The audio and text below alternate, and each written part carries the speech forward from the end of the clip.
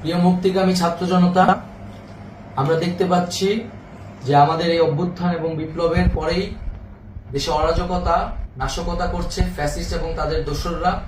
আমরা দেখতে পাচ্ছি যে বিভিন্ন জায়গায় এখন গোলাগুলি চলছে, মন্দিরে হামলা হচ্ছে এবং নাশকতা ও লুটপাট করছে।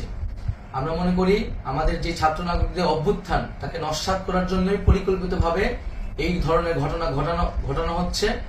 আমরা মুক্তিকামী ছাত্র জনতাকে সজাগ এবং সতর্ক থাকতে আহ্বান জানাচ্ছি এবং আমাদের যে অন্তর্বর্তীকালীন সরকার, আমরা সেই সরকারের যে প্রস্তাবনা 24 ঘন্টার সময় নিয়েছিলাম, জরুরি পরিস্থিতি মোতাবেক আমরা এখনই তার একটি রূপরেখা ঘোষণা করছি।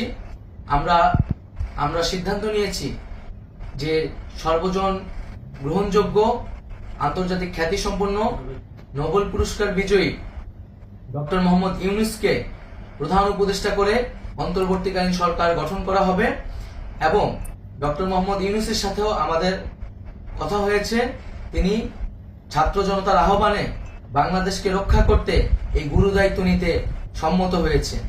আমরা সকালের মধ্যেই আমরা এই সরকার গঠনের প্রক্রিয়া দেখতে চাই। রাষ্ট্রপতির কাছে আহ্বান থাকবে যে দ্রুত সময়ের মধ্যে ডক্টর মোহাম্মদ ইউনূসকে প্রধান উপদেষ্টা করে অন্তর্বর্তীকালীন সরকার গঠন করা হোক এবং এই অন্তর্বর্তীকালীন সরকারের বাকি সদস্যদের নামও আমরা সকালের মধ্যে ঘোষণা করব।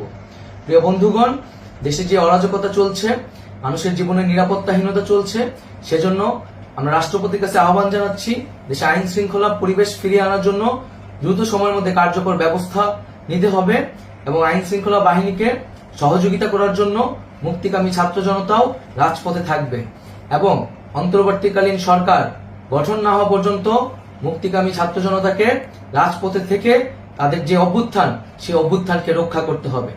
প্রিয় বন্ধুগণ, আমরা রক্ত দিয়েছি, শহীদ হয়েছি। আমাদের যে প্রতিশ্রুতি একটি নতুন বাংলাদেশ গঠন করার জন্য, সেটিকে আমাদের অবশ্যই বাস্তবায়ন করতে হবে এবং অবশ্যই ছাত্র জনতার প্রস্তাবিত সরকার বাদে কোনো ধরনের সরকার কিন্তু মেনে নেওয়া হবে না। আমরা বলেছি কোনো ধরনের সেনা শাসিত সরকার অথবা সেনা সমর্থিত সরকার অথবা এই ফ্যাসিস্টদের দোসরদের কোনো বিটিম সরকার কিন্তু আমরা মেনে নেব না। কোনো গণবিরোধী সরকারকে মেনে নেওয়া হবে না। ছাত্র জনতার অভ্যুত্থানকারী যে প্রস্তাবিত সরকার, অন্তর্বর্তীকালীন সরকার, যেটা আমরা সিদ্ধান্ত উপনীত হয়েছি ডক্টর মোহাম্মদ ইউনূসকে প্রধান উপদেষ্টা করে এই সরকার গঠন করা হবে, সেই সরকারকেই বাস্তবায়ন করতে হবে অবিলম্বে।